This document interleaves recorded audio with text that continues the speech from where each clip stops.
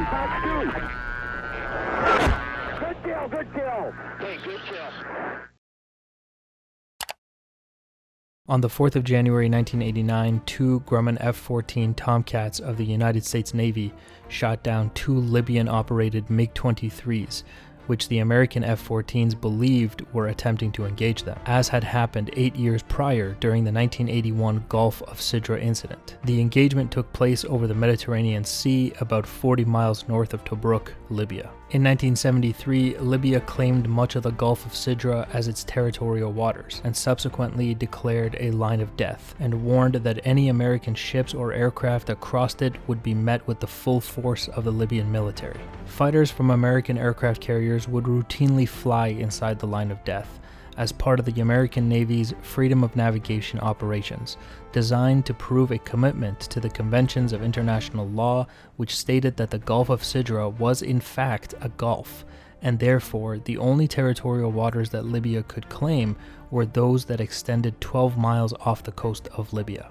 On the morning of the 4th of January 1989, the USS John F. Kennedy was sailing towards the eastern Mediterranean Sea for a scheduled port visit to Haifa, Israel. The aircraft carrier was more than 120 miles north of Libya and had aircraft operating roughly 80 miles north of the country. Aircraft from the Kennedy included several flights of A-6 intruders on exercises south of Crete, two pairs of F-14 Tomcats from VF-14 and VF-32 conducting combat air patrols, and an E-2 Hawkeye providing airborne early warning and control. The easternmost combat air patrol station was provided by two F-14s from VF-32, with aircraft call signs Gypsy 207 and Gypsy 202. Although the Kennedy Battle Group was not operating within the contentious Gulf of Sidra and was actually 600 miles away from Rapta, the Battle Group commander believed Libyan concerns about a US attack increased the likelihood of confrontation. The American air crews were given a special brief by the Battle Group commander, which emphasized their rules of engagement due to the carrier's proximity to Libya. At 11:55 local time, the E-2 Hawkeye detected two Libyan MiG-23 floggers taking off near Tobruk and observed them heading north towards the battle group. The F-14s from VF-32 were promptly vectored to intercept, while the F-14s from VF-14 covered the A-6s as they departed to the north. The intercepting F-14s began tracking the MiG-23s when the Libyan aircraft were 72 nautical miles away, at an altitude of 8,000 feet and traveling at a speed of 420 knots. Unlike some previous aerial encounters where Libyan pilots were instructed to turn back after detecting an F-14's radar signal sweep their aircraft, the MiG-23s continued to close in on American fighters with a head-on approach. The rules of engagement of that time were more lenient than previous years,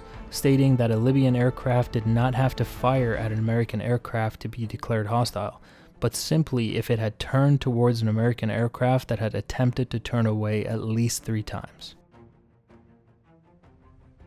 Gypsy 207, contact 175, 72 miles. Looks like a flight of 2, Angels 10. In the beginning segment of the clip, we can hear the F-14, call sign Gypsy 207, has contact with a flight of 2 bearing 175 degrees for 72 miles at 10,000 feet. Bogies appear to be heading directly at us. I'm coming port. Steady up 150 for 30-degree offset, 50 miles. The F-14s have established a 33-degree offset from the bandits with a range of about 50 miles to the bandits. Bogies have jinked back into us now. Let's come starboard 30 degrees the other side. Initially, the F-14s had pulled port side to establish a 33-degree offset. The Libyan floggers have now turned into them, putting them back on their nose. The F-14 now is turning the other direction for a 30-degree offset on the other side, trying to get the MiGs off his nose. Bogies have jinked back into me now for the 3rd time with noses on at 35 miles. The MiGs have once again turned into the F-14s, putting them off their nose. This is the 3rd time the F-14 has tried to turn away and the MiGs have turned into them. By the rules of engagement, the MiGs can now be declared hostile at this time and can be engaged. Okay, I'm taking another offset, starboard 210.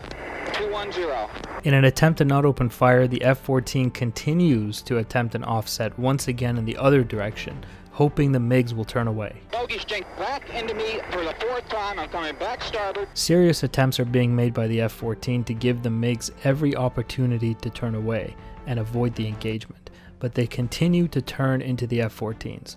The nose-on behavior the MiGs continue to display can be dangerous, due to the fact that it will eventually lead to a weapons solution for the MiGs. Bogies have jinked back at me again for the 5th time. They're on my nose now. Inside of 20 miles. Master arm on, master arm on. See, good light. The MiGs have once again turned nose on. At this point, the Rio decides to get ready to engage. Inside of 20 miles, he orders master arm on. Pilot responds with good light, indicating missiles are ready to be fired. Bogey has jinked back into me again. 16 miles, center of the dot. Say your angels. I'm at Angels 5, nose up. Oh, his angels. Wait a minute. Angels are at 9. This segment is important because we can tell the F-14s have positioned themselves about 4,000 feet below the MiGs. We will see why later. Alpha Bravo from 207. The pilot of the F-14 transmits Alpha Bravo from 207, an attempt to speak to the Admiral on the carrier to get a ruling on the engagement, but gets no response. 13 miles. Fox 1. Oh, Jesus.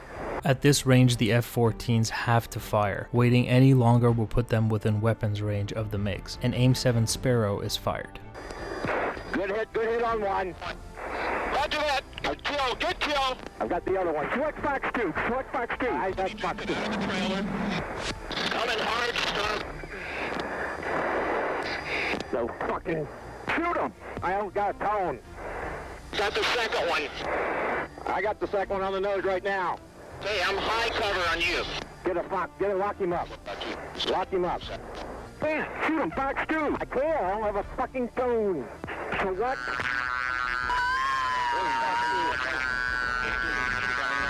Good kill. Hey, good kill. Pilot ejected. Pilot ejected out of the second one. In this final segment, we hear the confirmed kill of the first MiG from an AIM-7 Sparrow and a delay to get tone to fire on the second MiG, but eventually an AIM-9 Sidewinder is fired and hits the second MiG. The pilot of the second MiG ejects. The first pilot hit by the AIM-7 Sparrow is killed. Since the incident in 1989, intense review of the electronic data recorded during the encounter has yielded details about the maneuvers and conversations of the American and Libyan pilots and their controllers and superiors on the ground and at sea. This data has led to questions regarding the legitimacy of the shootdown. One of the major remaining questions yet to be answered is what mission were the two Libyan MiG-23 fighters carrying out on January 4th when they approached the aircraft carrier USS John F. Kennedy and its combat air patrol of two F-14 fighters. The United States had its eavesdropping nets spread out during the shootdown, and Egypt also monitored the incident, but neither intelligence network answered the key question of what the Libyan pilots were told before they took off to meet the two F-14s flying south towards Libya. Both the United States intelligence community and the Egyptian Defense Ministry remain mystified about the MiGs mission. The Libyans could have been conducting an innocent reconnaissance mission, as Tripoli claimed, or setting the Libyan pilots up to be shot down to rally Arab opinion behind the Libyan leader Muammar Gaddafi. The Pentagon said at the time that the Libyan pilots kept maneuvering to get in firing position while the Navy pilots tried to avoid the MiGs before shooting them down in self-defense. The Pentagon released new details stating that the Libyan pilots never turned on their radar needed to guide the long-distance Apex missiles onto the oncoming F-14s. The mere threat of the Apex missiles justified the radar intercept officer to open fire from a distance of 12 miles with his Sparrow missile. Some officials have suggested the Libyans' maneuvering was too slight to be considered hostile. Others suggest that the fact that the Libyans, with a history of shooting first, accelerated as they neared the F-14s by kicking on their plane's afterburners, justified the Navy action of shooting first. Navy aviators interviewed about the shootdown reinforced the assertion that the administration had inaccurately portrayed standard intercept maneuvers as avoidance and had overstated Libyan maneuvering before the shooting started. They said that after plotting the Pentagon's description of the turns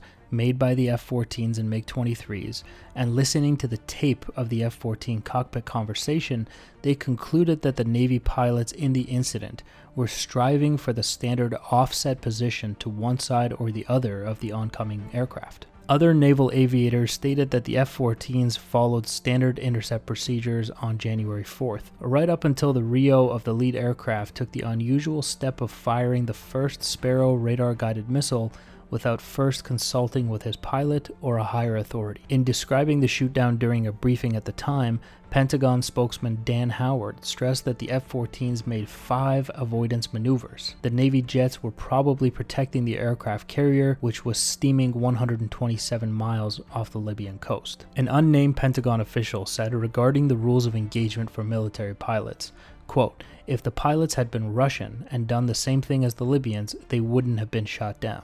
End quote.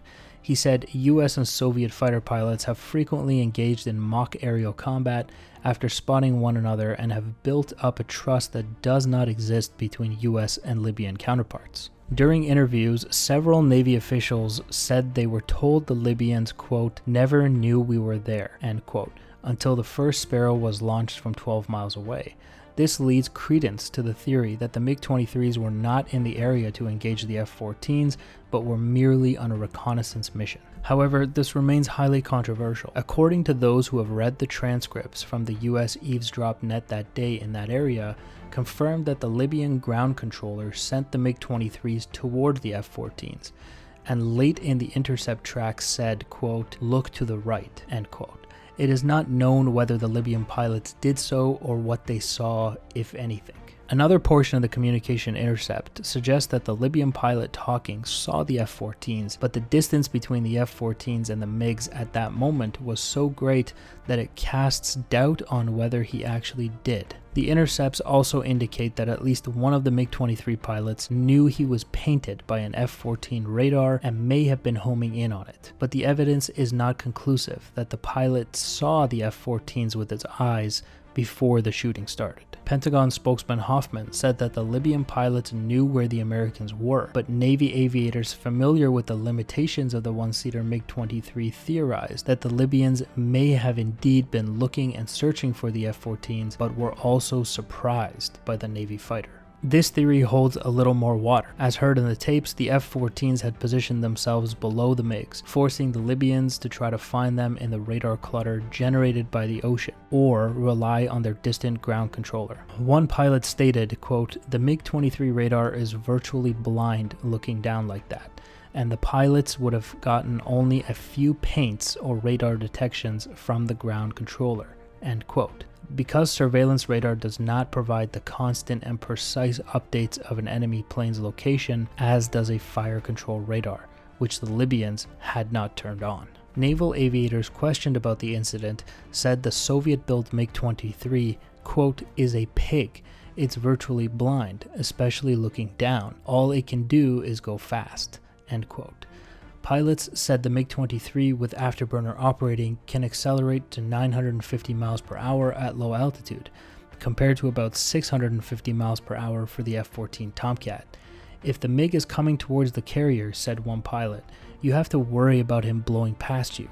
If he blows past you, you can't catch him, and then you have to worry about him firing an air-to-surface missile at the carrier. But otherwise, the MiG-23 is a pig."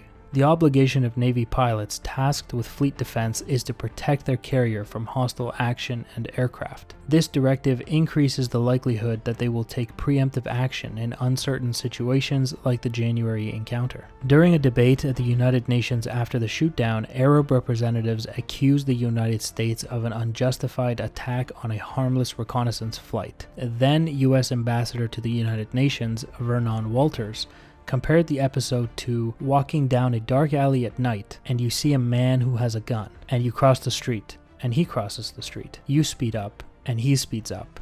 You slow down, he slows down. I think you have to realize that he's not coming to present you with a bouquet of flowers, he said. The ambassador of Finland called for new rules to prevent such aerial clashes in the future. According to the explanations, the recent incident occurred between two aircraft on one side. described as being on routine patrol, and 2 aircraft on the other side described as carrying out routine operations. There must be something wrong with the routines if this is the result. There seems to be a need for an international code of conduct concerning both naval forces and aircraft in order to make it possible to build confidence, to avoid the possibility of misunderstandings about the intentions of others, and to reduce the risk of serious incidents. Rules regarding the behaviors of patrolling aircraft and reconnaissance flights can be internationalized and formalized in such a manner that activities would not be perceived as provocative and threatening.